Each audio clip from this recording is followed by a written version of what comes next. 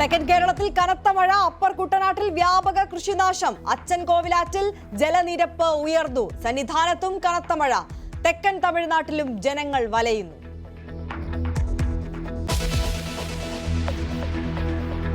തിക്കിലും തിരക്കിലും യുവതി മരിച്ച കേസിൽ അല്ലു അർജുൻ ആശ്വാസം. അറസ്റ്റിലായ താരത്തിന് ഇടക്കാല ജാമ്യം കൊടുത്ത് തെലങ്കാന ഹൈക്കോടതി.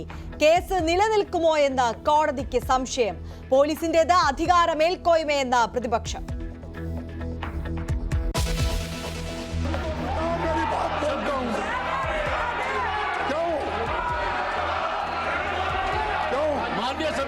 आपके तारीफ सुनने के लिए हम नहीं आए साहब आपकी तारीफ सुनने के लिए नहीं आए.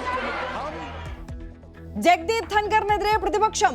രാജ്യസഭാ അധ്യക്ഷ സ്ഥാനത്ത് നിന്ന് നീക്കണമെന്ന ആവശ്യം. പ്രമേയത്തെ ചൊല്ലി രാജ്യസഭയിൽ ബഹളം. ലോക്സഭയിൽ കന്നിപ്രസംഗം നടത്തി പ്രിയങ്ക ഗാന്ധി.